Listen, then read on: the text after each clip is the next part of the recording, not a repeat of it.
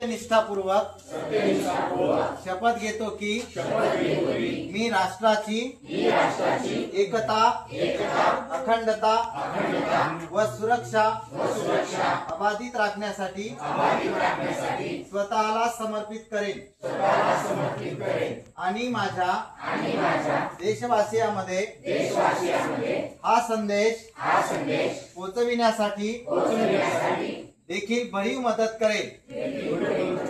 मी ही शपथ आपल्या देशाची एकता टिकवून ठेवण्याच्या भावनेने घेत आहे, जी सरदार वल्लभभाई पटेल यांच्या दूरदृष्टी व कार्यामुळे राखणे शक्य झाले आहे।